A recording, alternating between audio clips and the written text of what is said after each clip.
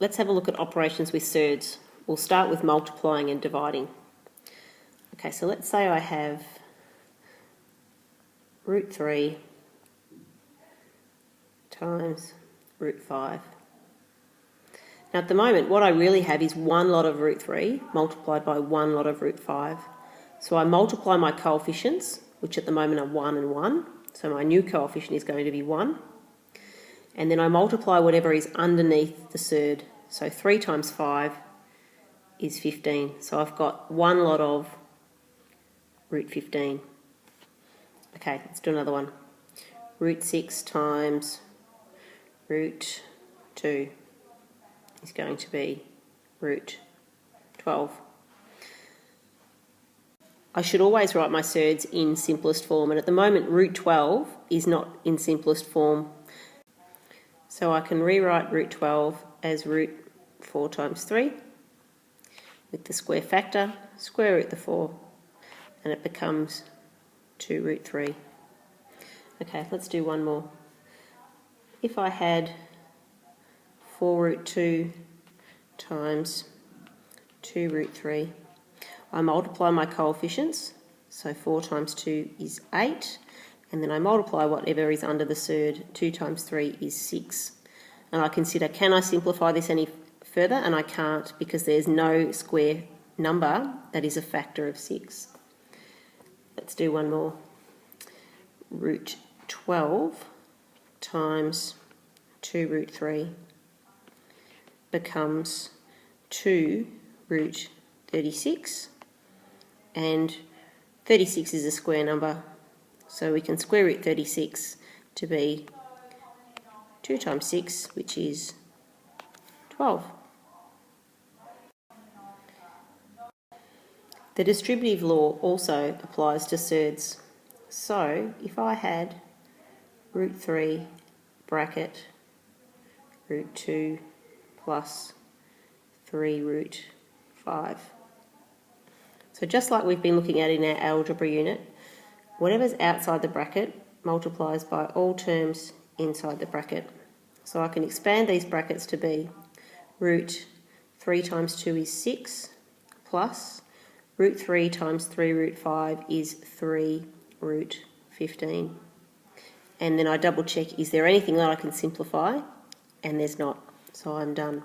We'll just do one more.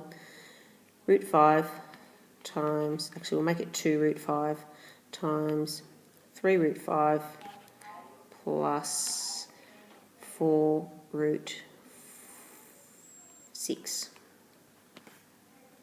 Okay, so whatever's outside the bracket multiplies by both terms inside the bracket.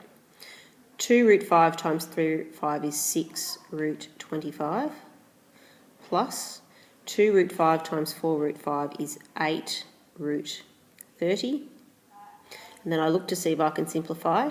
And I know that root 25 is actually a whole number. So that 5 is going to multiply by the 6. So I have 30 plus 8 root 30. I can't simplify 30 anymore. There's no square factor that goes into 30. And I'm done. Okay.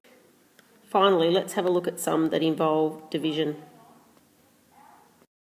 So let's have a look at a couple of different examples that have division. Okay, so let's start with root 24 divided by 2. Okay, so I can rewrite root 24 as root 4 times 6 over 2. So I can square root that 4, comes out the front, becomes 2 root 6 divided by 2, sorry. And then I can divide both top and bottom by 2, and my final answer is root 6. Let's do one more. Let's do root 320 divided by 2. Okay, so I have 16 times 2 times 100 over 2. And 16 and 100 are both square numbers, so that will be 4.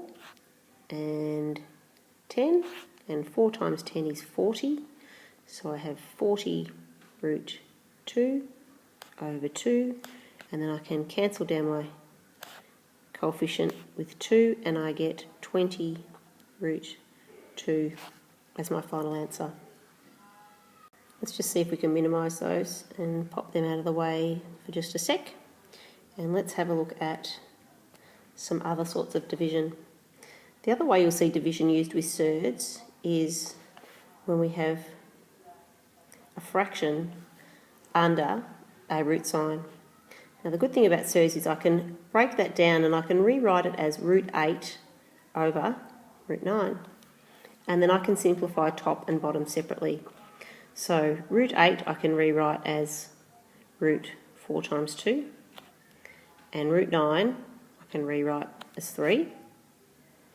And then I can square root that 4, comes out the front, so I've got 2 root 2 over 3.